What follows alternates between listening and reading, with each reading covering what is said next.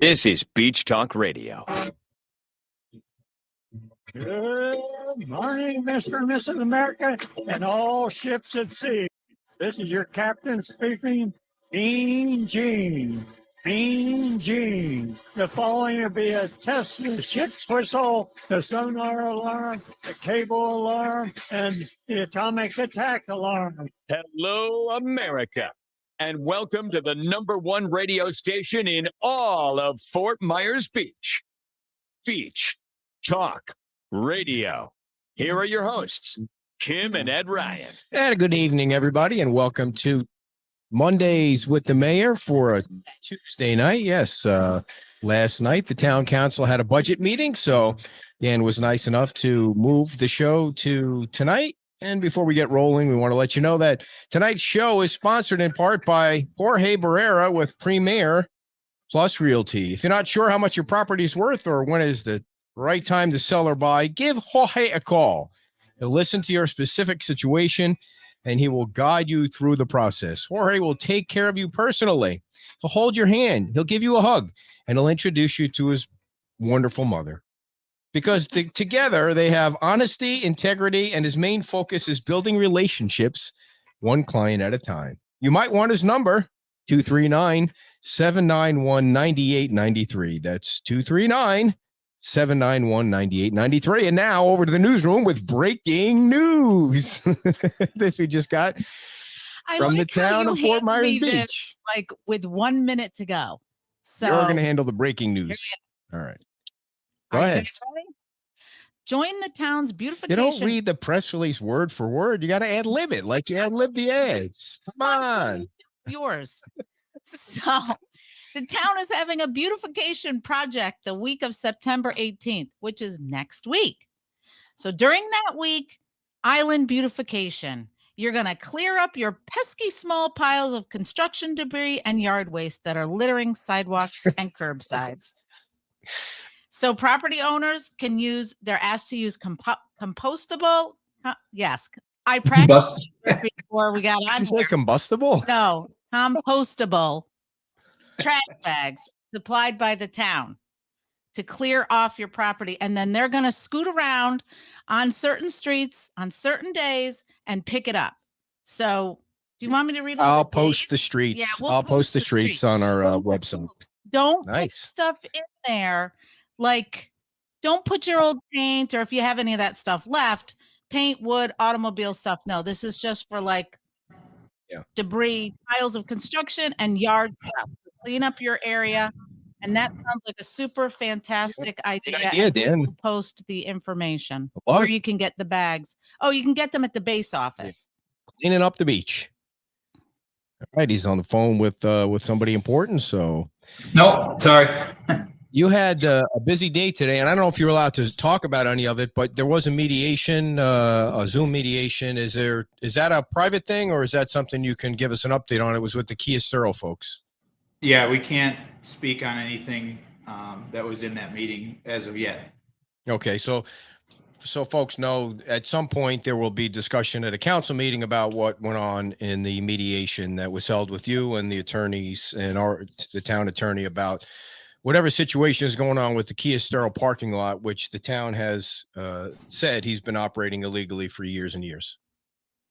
Yeah, I'm guessing Becky will give an update to the council, if not at the next meeting, maybe the meeting after that. I'm not exactly sure what the policy is or procedure is after the mediation talks to be able to make that information public. So I'm going to hold off saying anything just so I'm not getting myself in trouble. Right. And just one other thing about something similar to that is that the Terry Prasad's fines came up at the last meeting, and they were now calculated at $2.7 million. What's the process with getting that thing taken care of or wrapped up? Or if you were to take a vote, if there was a vote today, Dan, the town has offered them a great deal. It's almost like the town is willing to, under certain conditions, wipe out that fine. Would you vote for that? Is that something that you're in favor of? It's public record now. So what we did is we had offered him to pay half of that $2.6 million, put it into an escrow account.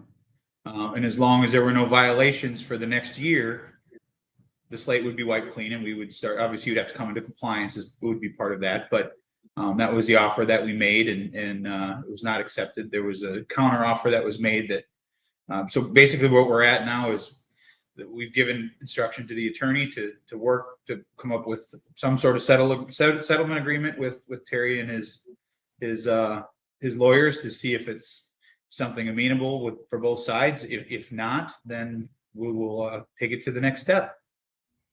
Whatever that is. And this thing is another one that's been going on for seems like years. And So I know you can't talk about the other situation, right? You can't talk about the other situation. which one? What are you talking about? Oh yeah. Well, no, he said no. Right. So I can't. I mean, it's the same. Essentially, it's the same scenario. We have to be able to. We just want them to come into compliance to do what every other person is doing on the island legally, and that's all. That's the end goal, is to make sure that you're doing things that you're supposed to be doing, and try to get you there to that point. Now, some people are choosing not to do it, and some are. So we're just trying to get everybody into compliance. That's all. well, yeah, and I guess on the Prasad thing is it just the thing that really irritates me is that if he's violating what the town says he's violating, it's not fair to the other businesses who run the same type of business that are following the rules. Now, if he claims that he is following the rules, and that's a different story, but the town says he's not, and it's really not fair to people like Chris Primo and some of the other ones that are operating parking lots, because he's really taking money out of their pockets. Well, I mean, I don't know how I can say it any better than you just did. It's people who are following the rules and doing it the way they're supposed to, they're being penalized, essentially, as you said. They're doing it the right way, and someone is choosing to not do it the right way. At some point, the town's got to step up and say enough is enough, and we need to take the steps that we need to take to make sure they come into compliance so that they're following the same rules and the playing field is the same for everyone. Is there any concern about setting a precedence here with that kind of situation? You mean the settlement? Yeah. It should be fair to everybody if that, right? I mean, I thought you were just then saying, it's going to be a negotiation for everybody if they're not in compliance. Do you know what I'm saying? Well, we don't know if there is going to be a settlement or not going to be a settlement. We don't know that. I mean, it could be that it could be the best case scenario. It could be the worst case scenario. We tried to go down the route of making an offer, and it didn't come to fruition. So we're going to try one more time, and if nothing happens, then we'll take it to the next steps. I don't want to harp on this one because it seems like it never goes away, but the dune walkover permit has now been extended to the 25th meeting. I don't care one way or another. I know people don't believe me, whether Eddie and Kurt get a dune walkover. People are going to have their opinions on the dune walkover or not. Why would you care? Well, people think just because I write about it, right? People think just because I write about it that I'm in favor of it or whatever. But the thing of you guys approved their special exception. They do deserve a permit if you approve the special exception. I mean, it seems like if you did that to every Tom, Dick, and Harry that got a special exception approved, it doesn't seem right. It was approved. They should be able to get a permit, right? Well, in the conversations with Eddie and Kurt and our side and everything after all of this, there was talks about indemnification letters. Should the Audubon prevail and they have to take it down, the town's got to protect itself. And I think that's where we're at now. It's just a matter of, there's been talks about this indemnification letter, but nobody's really seen it. Whether they're willing to sign it or not willing to sign it, it sounds like they're willing to sign it. And I think that's where we're at now, is we need to get to the point where the town can do everything it can do if it's going to issue the permit, to make sure it's protected as best it can be. And right now, I think we were trying to get to the point of asking Becky, legally, what's our best option here? What should we do? And I think she touched on it, but having it in an open forum where people can comment on whether you're for it or against it, whatever, I think it's just the right thing to do. It's a way to be open and transparent. And at the end of the day, if they get their permit at the next meeting, then so be it. Then that's the way it is. We did vote 3-2 to grant the special exception. I don't think that's going to change. Now it's just a matter of getting it done. But Dan, it's important to say that they can't start before the end of turtle season anyway. And they've admitted that. But you just said if they get their permit, you basically approved it. There's nothing to say that you can withhold their permit. You have no right to do that. I didn't mean to say if they get Okay. their permit, when they get their permit. We've already voted that they get their permit. Yeah. It's about when it gets issued now is basically this. There's no doubt that they're going to get their permit. The votes are there Okay. to get their permit, but it's when they get their permit. And they were open because they knew that when I say they, I mean Eddie and Kurt, they were open to kind of letting things lie because they knew that changes were coming and they could see the writing on the wall that there was probably going to be a change. So let the stuff work itself out. Becky's had a chance to get here, start to get, understand the case, start to dig in and figure out what it's all about, what it's like. And that's why she put it on her agenda as her agenda. She wanted to get it out there to give her direction as to what we want to go. And we'll have a decision one way or another on the 25th. Yeah, and she even said, listen, if the Audubon wins the lawsuit, and the thing that's weird about the whole thing is they filed a lawsuit, but it could just languish in court forever. I mean, it could be the judge never moves this forward, and it just sits there, and it leaves you wondering I know there's a lot of other stuff that I guess are more important than a dune walkover, like other cases, but it could just sit in court and nothing gets decided. But Becky also said that the town could, if they sign this indemnification letter, the town could put a lien on their property for the expenses to take down the walkover. I mean, it sounds like she's got you pretty protected. Well, I think she's trying to do what's in the best interest of the town. And as she said in the meeting, it does, with cases like this, decision you make one way or the other, you're always opening yourself up to litigation. There's just no way around it. Usually the reason there's a litigation is because one side doesn't agree with the other. And at the end of the day, people that are paid and have worked to be the judges to make those rulings will make those rulings, and then you make your next decisions from there. So you just have to move forward with what you feel is in the best interest and what you feel meets the codes and the requirements, and the chips will fall where they may. Okay. So on you just to gave me nothing. the meeting today with the LPA met for over 5 hours, and they really are trying to focus on the comprehensive plan and the land development code and density and all the things that I think people are waiting for. But maybe you can correct me if they are or not waiting for. But it seemed to me, I know you couldn't watch the whole thing because you had to go, or you were at the meeting. But it seems to me like they're leaning toward more density. I haven't watched the second half of it. They didn't get to that part of it by the time I had to leave. So I'll have to go back and watch the second half of the meeting, or the last quarter of the meeting, I guess I missed, but last couple hours. So I don't know what the conversations were when it comes to density. I know they were kind of all over the place for a long time. It was a lot of back and forth between Patrick and Jason, and you could see people kind of glazing over like, okay, here's two guys that do this for a living and they're having a one-on-one conversation, but we're not really getting anywhere. At least that's what it felt like to me. So I had to leave shortly after that. So I'm not sure what happened with the density. Okay, so let's talk generally about that, because I try and watch all the meetings. I have no life, so I try and watch all the meetings, but I'm confused about what is trying to be accomplished. It seems like Anita has a grasp of the comprehensive plan, the way it was written, because she was there. She was part of the whole, situation when Fort Myers Beach became what it became back then. And she's trying to say, okay, we have a plan. But it seems like the other people on the LPA are saying, well, this plan just isn't good enough because of a hurricane. So what is it that you guys are trying to accomplish, the two groups together? Well, getting to a point, is there a willingness to, it's nothing that we haven't said over and over and over on your show. It's when you're talking about FAR and density, and we've all talked to ad nauseum about this. What is acceptable? What are people? For me, you got to start at the beginning. Houses that are gone inherently are going to be bigger. The density and intensity of that building are going to be bigger just by right, just because of the way the comp plan and the land development code are now.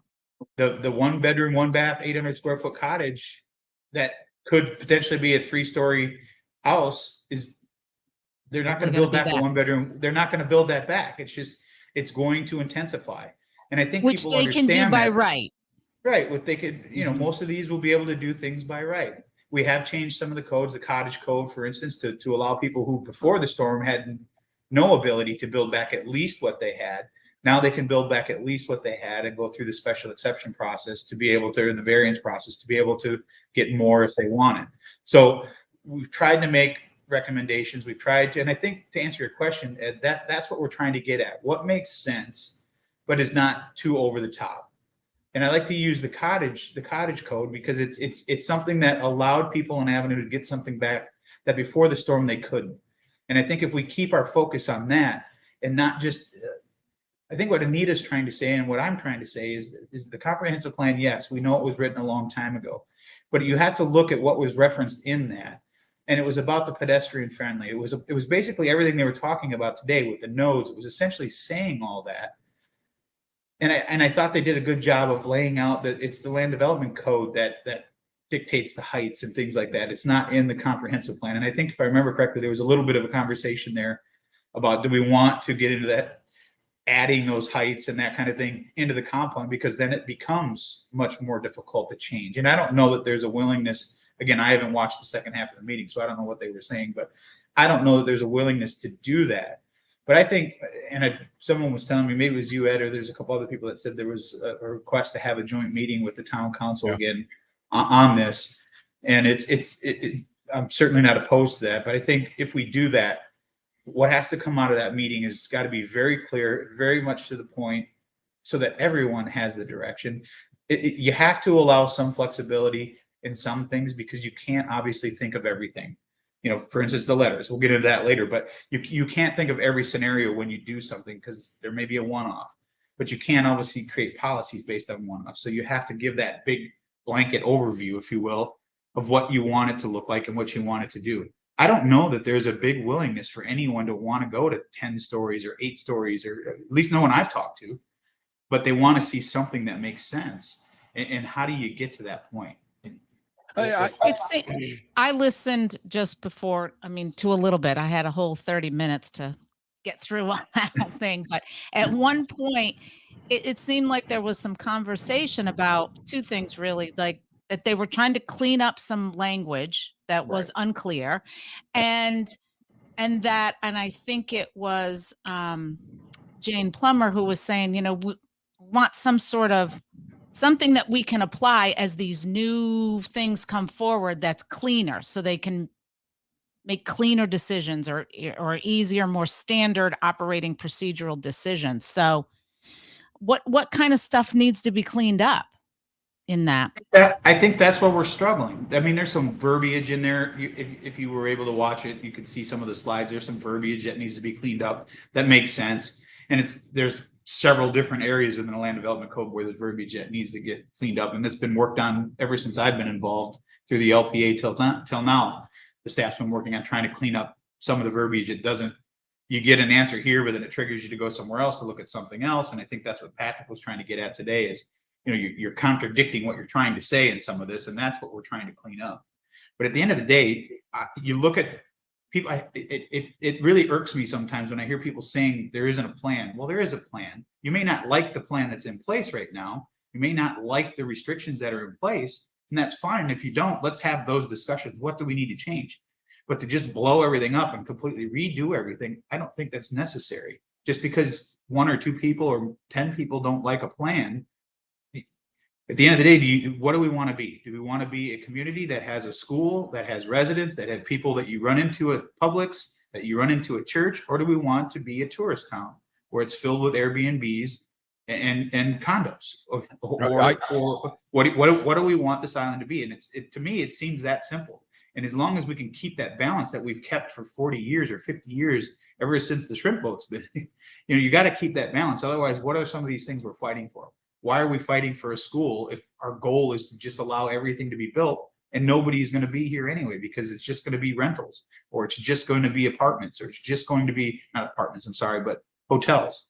It's you got to keep that balance, in my opinion, because that's the way the comprehensive plan was written, is to keep that balance. And trying to skew it one way or another too much, to me, just doesn't make sense. Well, it seems to me like we're talking. We have to make sure that we, at least I understand, we're really talking about two different things: residential and commercial. And it Yeah. seems like the residential people want. I mean, everybody wants the people to get back in their houses as quickly as possible, get the permits, build a house. You know, Debbie just said that she's getting 700 more square feet in a bigger house, and it costs the same to build a larger house. So, I mean, it and then you have the commercial side where I think is the bigger controversy. I mean, when you post things about or you talk about these bigger buildings and the bigger requests, that's when people freak out.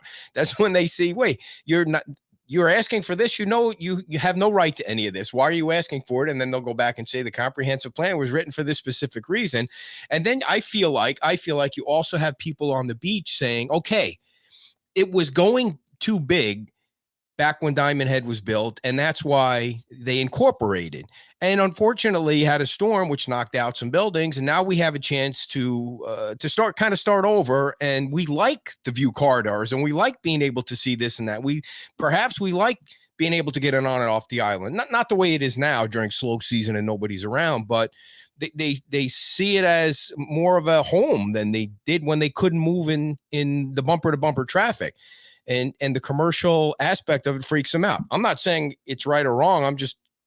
That's what I read. Was there a question in there for him? No, I mean, I Okay. want to get his feedback on that. I mean, you talk to people all the time too. Isn't it the commercial aspect of the whole thing that's freaking people out?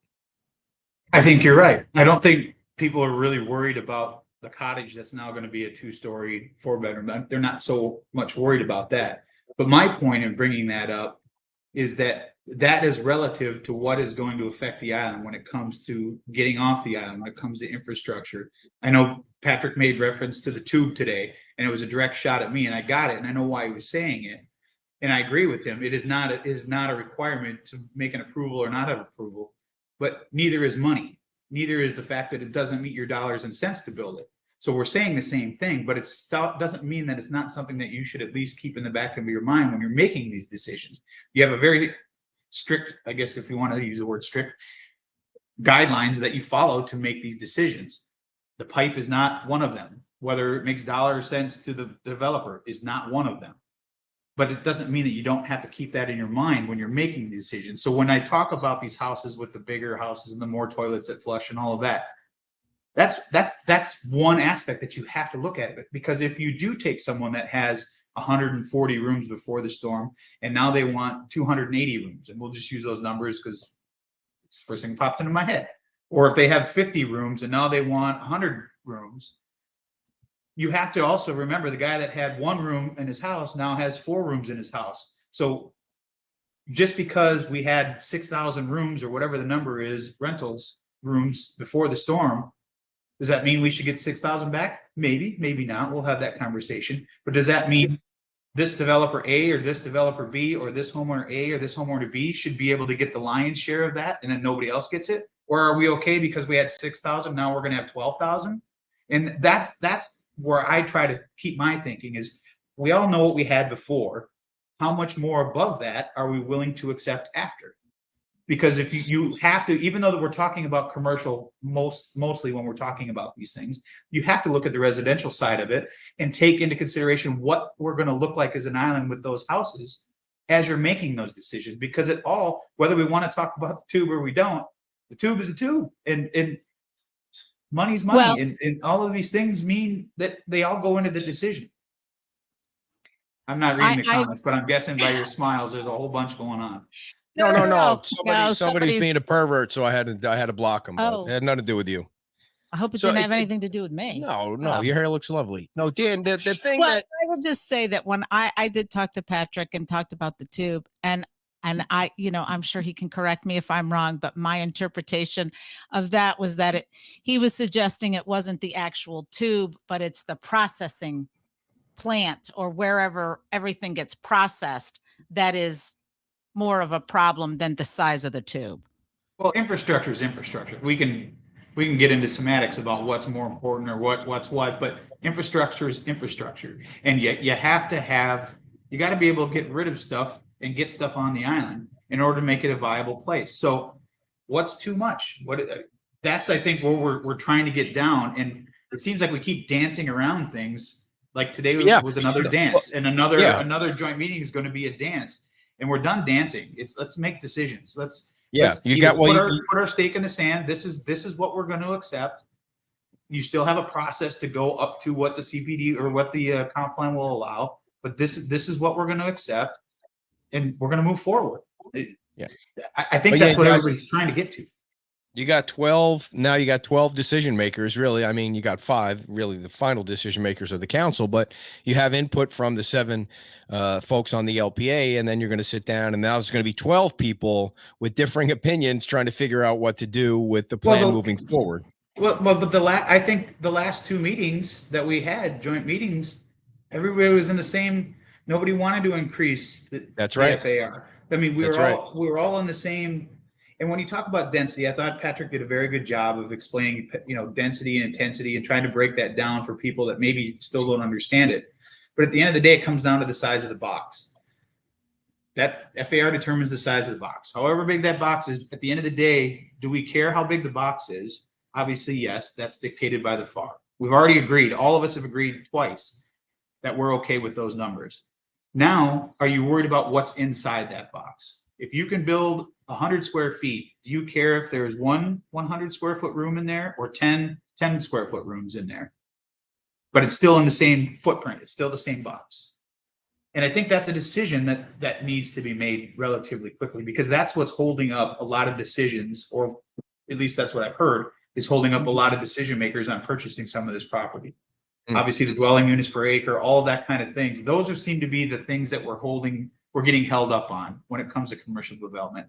I've not talked to one single person that in the last 2 months that doesn't understand that there's going to be some development and there's going to be some building, and they understand that there maybe has to be some minor concessions made to allow this to happen. But that doesn't mean it's 3 times what they should get or 2 times what they should get. But they understand that there's going to be some change. So where is that comfort level with the public and the developers that it makes it work for everybody? I think people do care about what's going in that box. I mean, if 2 1,500 square foot condos are going in versus 10 150, now my math might be wrong. I mean, you're just going to have more people. You're going to have more.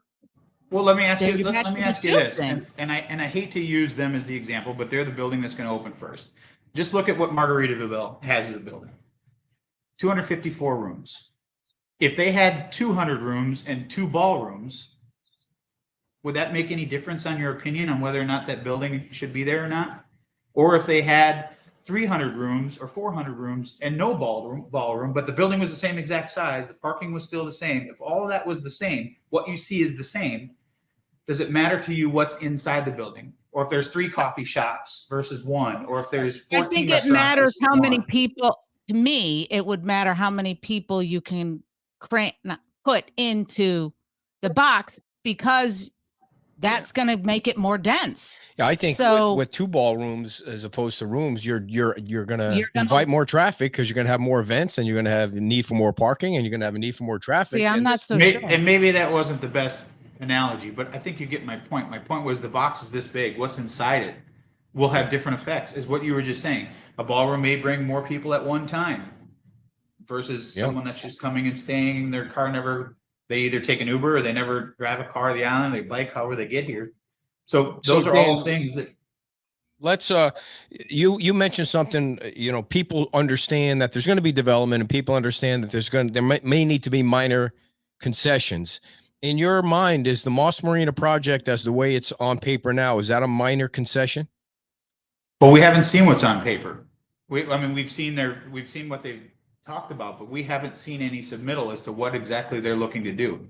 We've heard numbers and we've heard talking about it. I don't know exactly how much land they own, what the calculations are. We don't know any of that yet. You can see that's a picture. Is that a minor concession in your mind or not? I don't know what it entails, quite honestly.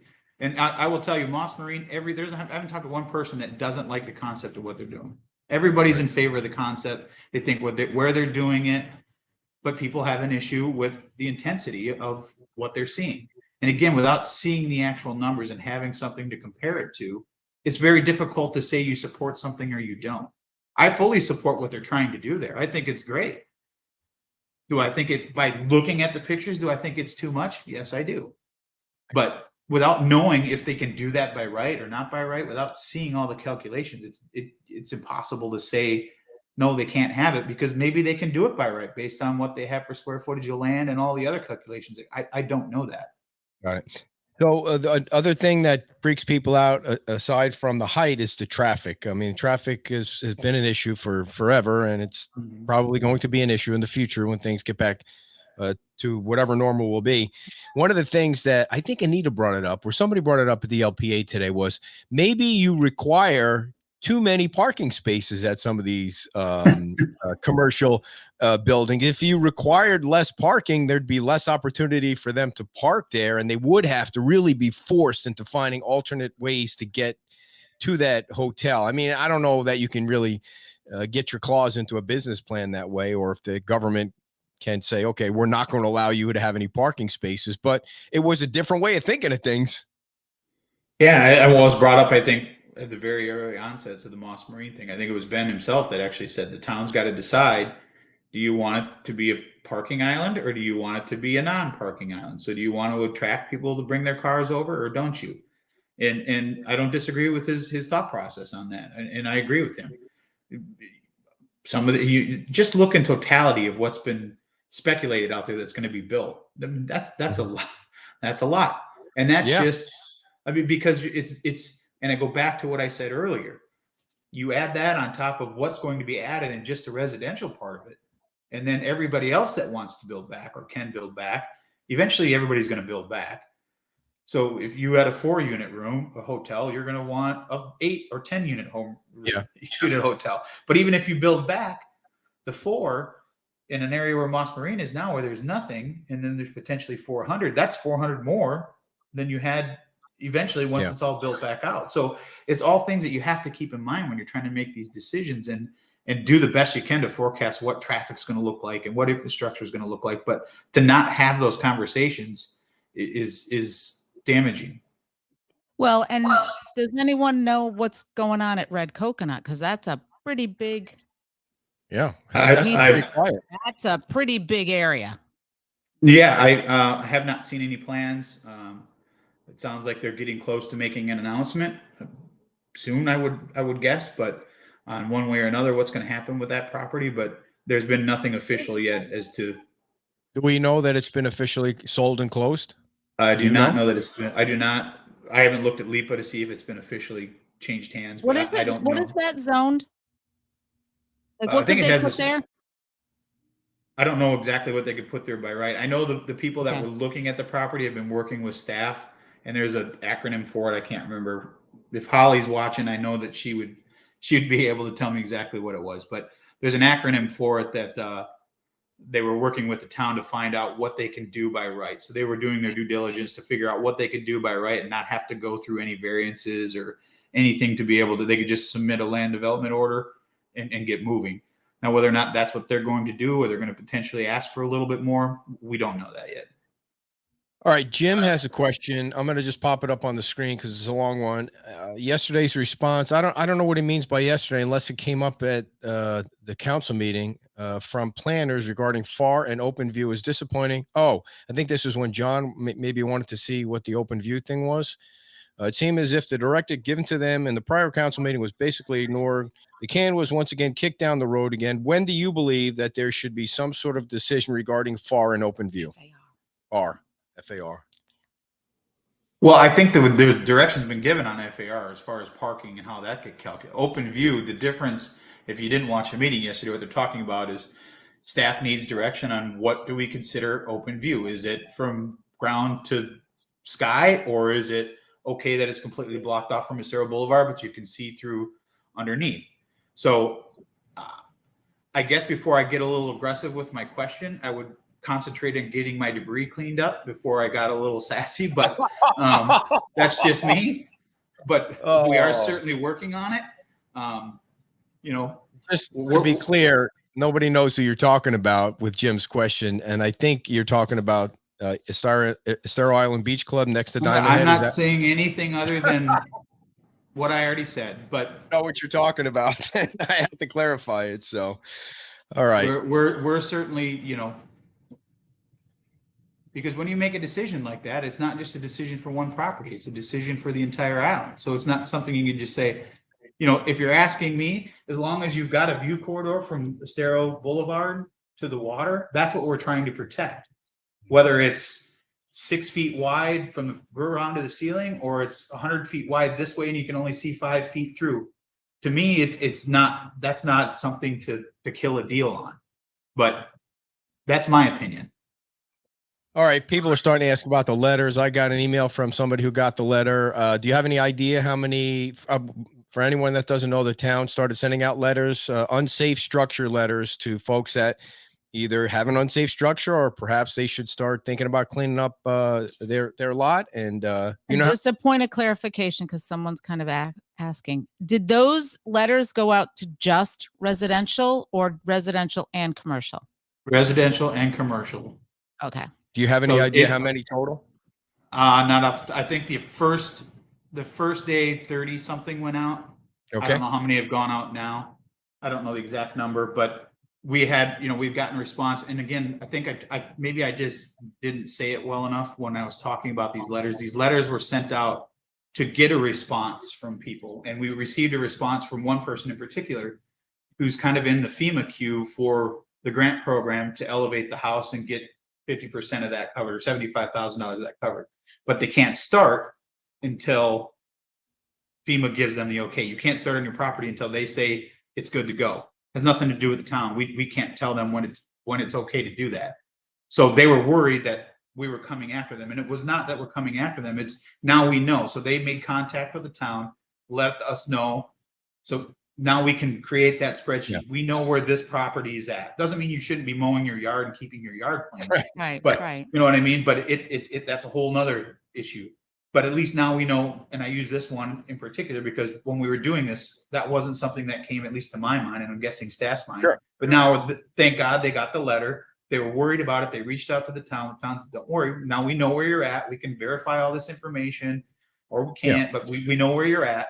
And now we can put you in this line in the spreadsheet. It's the ones that are choosing to do nothing is who we're trying to flush out. If someone's saying, here's all the letters I've received from my insurance company, and, working through what bucket does everybody go in before you start moving it to the next step. But that was the first step of this letter. So I don't want people to panic thinking that, this is more to fish out the people who are choosing Okay. and willing or not willing to do anything. Follow up to that, but I did want to circle back to Jim and make sure that I don't leave him hanging out there. Jim, I don't know if he's on the board or something. EIBC next to Diamond Head, where we've seen those big piles of 3 buildings, I think it was, that got knocked down early on, and they've kind of been, I don't know if they've been moved around and just been sitting there, but the contractor was given until September 15th to get the debris removed. And Jim says if he does not, someone else will be contacted to do so. So I didn't want to leave Jim hanging out here. No, and I had a good conversation with him. He came into the office and we sat down and talked. But we understand where their position is, and we understand what they're trying to do to build back. And getting them that answer is very important. And I'm glad that Councilman King brought it up to try to keep them motivated and say, we're not going to forget about this. We need to get this taken care of, because there are willing builders that want to build back, and that's exactly what we want. But we need to get them an answer to this one simple question. And it shouldn't be that difficult. And I think that's what Councilor King was trying to make known yesterday. And I think, you're going to find people in a situation where they relied on a contractor who was supposed to do the full job and didn't do the full job. And now, they're not ignoring their property, but he can't go out there with a shovel and a couple of bags and pick up all that shit that's been that's 100 feet in the air. So I mean, like you said before, you have people in different buckets, but unfortunately, that pile is right on Estero Boulevard, and everybody drives by it every day. And I think after our conversation that they were clearly given some bad information by their contractor, and they found out that is absolutely not the case that they were told, and it sounds like they're being proactive to get it taken care of. And that's all we can ask for. We can't control what contractors tell people, but we can tell you what we know for sure, and that's what we did in this case, and it's moving forward. So with the letters, is there a deadline for people to respond? I'd have to look at the letter. I don't think there's there's a deadline to be able to contact the town. I don't remember exactly what the date is, and then you have so many days to come in for a permit and then close a permit and things like that. So the letters that go out, let's say you find a group of property owners, whether it's commercial, or residential, that really have chosen not to do anything and they've given you no good reason. What do you do then? What is the town's plan to go after them? I don't mean it like that, but I think you know what I mean. Well, then, there's a clause that we've had in our code forever that Becky told me, and again, it's another long name that I can't remember off the top of my head, but because that was in our code before the storm, we can send this letter out, which basically is that first, hey, what is going on?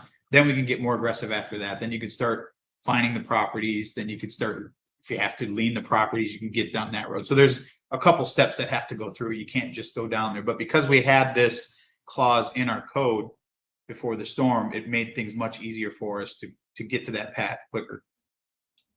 And you won't be going and knocking down houses if people just keep ignoring you, will you? I mean, is that part of the process? Hey, if you're not going to knock it down, it's going to be unsafe. Somebody can wander into it and get killed. So, I mean, Well, I mean, people shouldn't be trespassing on other people's property, but a storm, I mean, could we're come up storm. and take, if I was living next to some of those houses I've seen, I'd be like, hey, somebody's got to secure this because it's going to be really dangerous if there's an issue. That's true. And someone, I think it was Anita, was asking me today about the maintenance codes. When are we going to start enforcing those? Mowing your grass, taking care of. So I talked to staff today about it, and that's happening immediately. Yeah, and just so people know, it wasn't really so much as the town going after people with these letters as it was pretty much ignited by residents who are getting pissed off that they're doing a lot of the work and other people either don't seem to be doing anything or don't care, or they don't know what part of the process they're in. So, the residents are kind of driving this. Let's get the community cleaned up. Well, they're getting frustrated. Someone comes in right after the storm and they do everything they can do to make their property safe and clean. And you got someone maybe on either side of you that's not doing anything at all. And I think the patience has run out with people on, insurance. It's been a year, and I fully understand and sympathize with them, and the clock is ticking on that now. Yeah. Speaking of the clock I think goes in Thursday, but it's going to be covered in Times Square until the 28th. So I'm guessing after our 9:00 events, something's going to be happening in Times Square, or Andy's working out the details for that or something. Or this on the 28th, the same day. The Times Square clock. Yeah. Yeah. I don't know if there's going to be anything really official. Okay. But Just not like the 28th on the Bayside Park, but okay. There's a lot of things going on that day. I know. Yeah. So there's a lot of things going on. I can't believe it's been 45 minutes already, but what can you tell us about the negotiations with the fire district and the swapping of the land there? We've agreed that both have done the evaluations of the property. They're fairly close. They've done theirs, we've done ours, then we flip-flopped and did one on each other's property. So we're fully aware where the numbers are now. They're within less than $200,000 of each other. So on paper, it sounds good. We're willing to just swap the properties. It's just a matter of the legals now. So our attorney's working up the draft agreement to bring to council so that we can vote on it. And then obviously it would go to the fire district so that they can vote on it. So it seems like we're getting pretty close. All the details have been worked out. Now it's just a matter of the legal beagles working through it. Okay, and just real quick, the details are that where the town hall is now is actually the fire district property. And so you guys would get that property, which was the old Tofts building, which would be kind of connected to Bay Oaks. And then they would get the old town hall property where the building was knocked down. It's a smaller piece of property. They'd build a fire station there, and they'd build a bigger fire station off the island, so it's more resilient. Actually, the town's property is bigger than the fire district's property. You wouldn't believe it, but it is. So it doesn't look that way. Again, they're really, really close. I mean, it's not a huge difference, but the town's property is actually bigger than the fire district's property. That's right, because you got that property in the back that connects to the water too. Right, That's the town's property. Okay. and I can't speak for the fire district, but I know that they're looking at other locations to be able to build, their fire station based on their data. There's a better area that they could potentially build. So it's just a matter of trying to find that, and could they sell the property so I know that they're still working on all that, but Yep. we're just trying to work out the property land swap deals. Christine, I don't know that anybody knows the answer to that. The Outrigger was sold, so I imagine they're going to get working on. I'll put it up there for you to see, Dan. I don't know anything about the Wyndham other than it's just been sitting there and it looks like it hasn't been touched. My guess is they're going to get a letter, but the Outrigger's been sold, and I know the Outrigger has they've hired a demolition firm to come in and start tearing that out. So I've got to believe they're going to probably start pretty soon. Yep. But So yeah, anybody like that would get a letter. What do you know about the CenturyLink boxes that are exposed and sitting ugly all over the island? Anything? We have recently been told that they will be cleaned up soon. That's the best I can tell you. A major corporation like that. Those were the Later. official words. All right. Do you have any influence with the county? These are all questions people sent in, so you know. You have any influence with the county to reinstall the crosswalk signs along Estero Boulevard? It's been a year, and hopefully our busy season is coming. I will certainly ask Commissioner Sandelli about that. Are you talking about specifically the signs, or I know that someone has reached out about the flashing light at Linnell, the crosswalk down there at Linnell, that we were before the storm. We had gotten to the point where they were going to put that in. Yeah. So I don't know. Are you referring to that one specifically, or the crosswalk signs? It looked like it was just general, wherever the crosswalk signs were. It wasn't specific, but I don't know. I will certainly mention that to Commissioner Sandelli. I'll tell you that Commissioner Sandelli and the county have been great over the last couple of months. We call and ask them for anything to help us, because they could see, everybody, we're trying to do the best we can to get the island as clean as we can. So we had a good call with them, and I don't know if anybody drove by Crescent Park.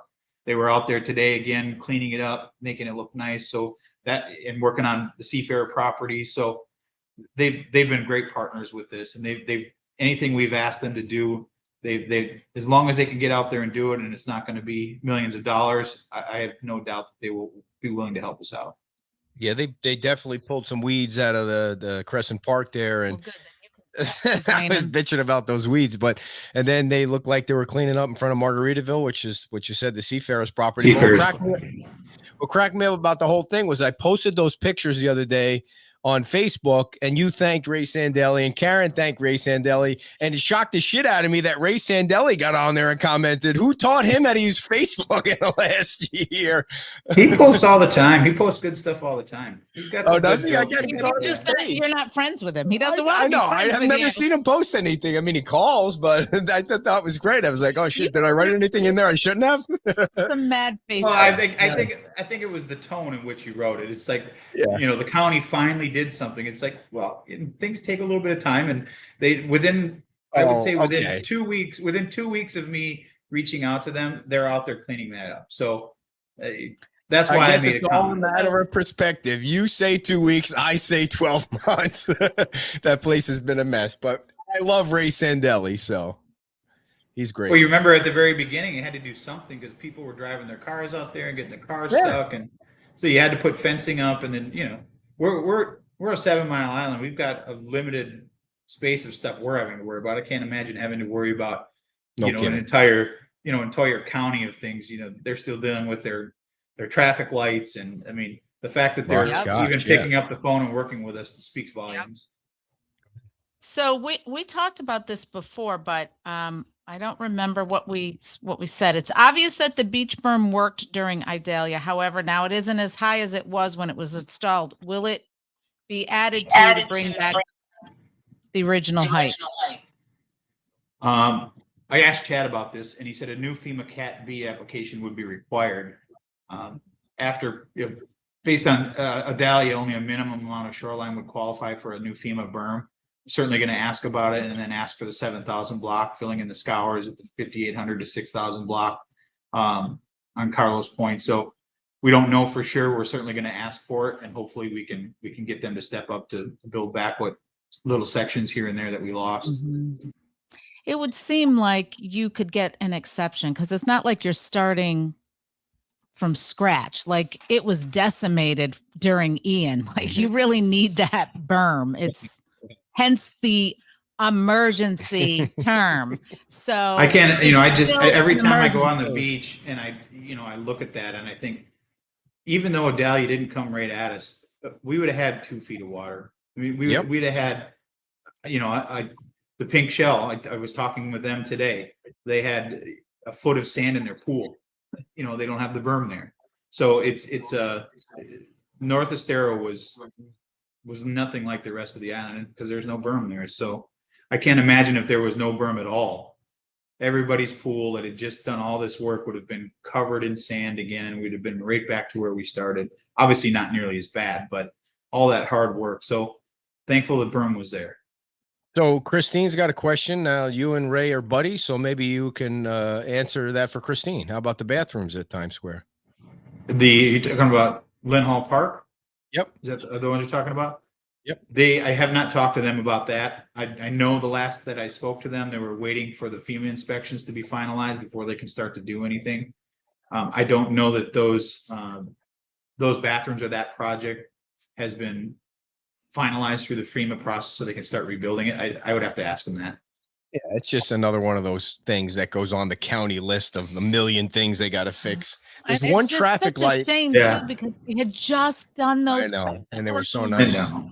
And that's what's so frustrating is it's not a lack of want to fix these things. It's a lack of, you got to make sure you're going to get reimbursed for it. If you're not going to Yeah. get reimbursed for it, it's very difficult to outlay all that capital and you have no help coming back, especially with the amount of devastation that's still out there. Oh boy, you and Andy and Joe, mostly Andy and Joe, they're kind of making my head spin the other night when they were talking about the budget and Andy's talking about, okay, we're spending money on this, we're spending money here because we know we're going to get money back here. We got to use this money or we're going to lose that money. And there's just so many plates that are being spun around to try and get things done as quickly as possible, which it's impossible. It's no such thing as quick. No, I mean, you can only take, in a perfect world, we'd like to have 10,000 crews on here and build it all back at once, but it's just not a reality. You got to working on a limited budget and 42% less than we're going to have from last year. You've got to work within your means, and you can do the projects you can. Doesn't mean you stop doing anything. It means you do what you can and try to work on getting funding to be able to do the bigger projects that are the multi-million-dollar projects. And we've got another legislative season coming up, and we'll be there with our hands out again, asking for help because we certainly need it. But I think everybody understands that, Fort Myers Beach is pretty unique. We've been a very good partner in filling coffers within the county and within the state and driving people down here to visit. I know that they see it, and that's why they're willing to help us. And we want to make sure that we're showing them that we're doing everything that we can within our power, do our part to make sure we're attracting people back down here as soon as possible. So one of the things that Botana said back, Adam Botana said, the July 1st was the official start of the budget for the state. And I think he said $142 million for his area, not Fort Myers Beach alone. But there was going to be some money from the state coming to Fort Myers Beach. Have you gotten any of it? I thought he said 117, if I remember correctly. He did say Of 117. the Yeah. 350 million. So no, not yet. Nobody has received any of that appropriate. So you had to submit your requests. Then they had to go to FDEM for review. It's our understanding that those reviews are either finalized or really close. And now we'll start to get the determination of when that money will start coming down. But it doesn't sound like it's very far off.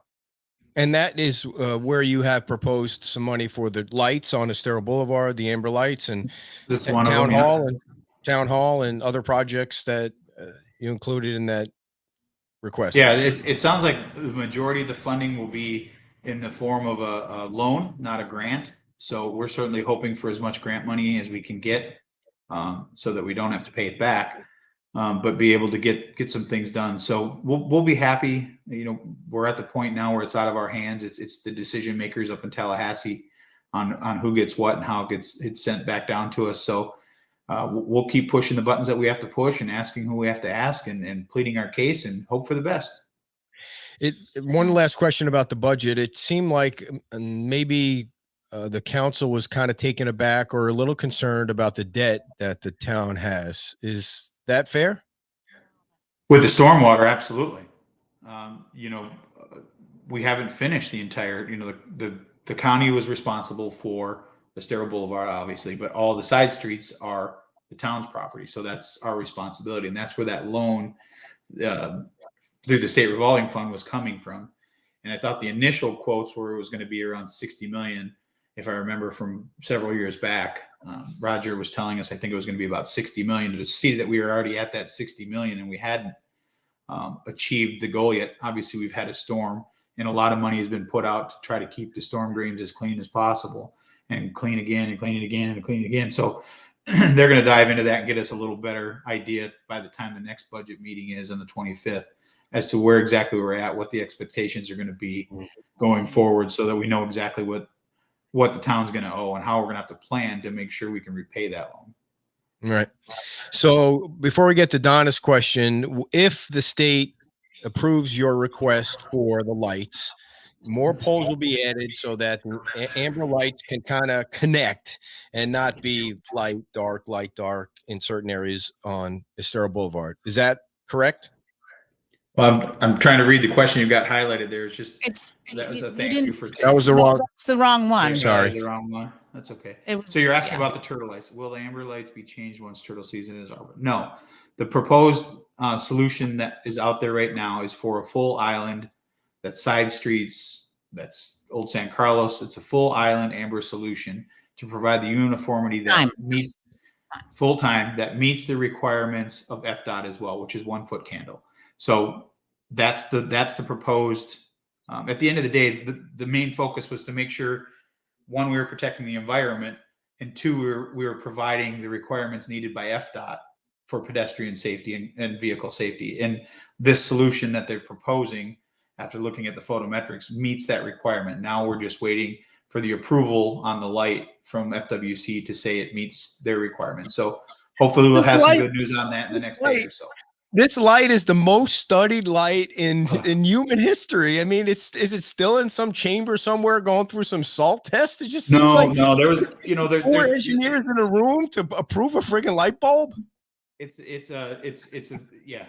Trust me, I feel your frustration. There's no person probably more frustrated than myself. I've been fully engrossed in this for years, and it looks like we're getting close to a finish line. It's going to be something that obviously both sides aren't getting exactly what they want in this, but it's something that meets the requirements for both sides. And it's something that I think the entire state and any other coastal community could look at and say, look what Fort Myers Beach did. Look what the state did with Fort Myers Beach to make a solution that worked for everybody, that everybody could be happy with. It provides the safety necessary, and move forward so that people can say that's how they did it. And FWC's got to go through their due diligence to make sure that they put their stamp of approval on it. That means that other people then can use this. So we understand it, and hopefully within the next day or two, we'll have a final decision and we'll start seeing some lights in December, assuming we get the grant money. And hopefully everybody will like it. When you said that, I was like, I don't know about that. Well, I think what people are worried about, anybody that drives up and down Estero Boulevard right now knows exactly what we're talking. It's dark. It's not safe. And it's not necessarily because of the amber lights, it's because there's just not enough of it. There's just not enough light to illuminate the road to make it safe. And I don't think anybody would argue that. And that's what we're trying to do, is make sure we have a safe environment for everyone. And I think this is the best solution. It may not be the most ideal light for it. There might be better resources to do that. But I mean, do we want to wait another 7 years to try to get to something? And it's just, we need to move forward. Now, in the budget again, are you guys going to have community policing? Because that thing kind of fell by the wayside since the storm. That is still in the budget, yes. Okay, so that means the next fiscal year, if you approve the budget, the next public hearing, we'll have community police officers, right? We can certainly enter into negotiations with the Lee County Sheriff's Department to do it, yes, because it was passed last year. Mm-hmm. Okay, so she's going to read the breaking news again after we let you go, but did we miss anything that you wanted to update people on? Just I Like think you're we ready covered to it fall at the- asleep, man. What's that? You look like you're ready to fall asleep. I mean, No, you've been up all it's day? been yeah, and it's going to be longer. We've got some other things we have to take care of at 9:30 tonight, so it's going to be a Oh, long day. geez. But Wow. it's What's yeah. that about? Any breaking news you want to share before the 9:30 meeting, or is it personal? No, it's not personal. It's town related business, but Wow. it's hopefully it'll be good news tomorrow. I can hopefully I can let you know tomorrow, but I don't want to say anything. Oh, today. wow.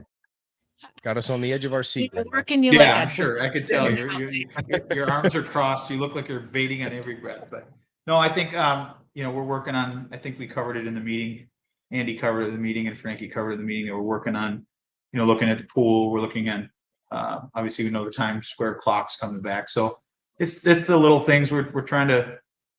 Those guys are really working hard there to try to beautify this island and get stuff open for people and hopefully there'll be some good news coming in the our favorite discussion permitting department here in the next week or two. So stay tuned for that. Big Dan, changes. wait a minute.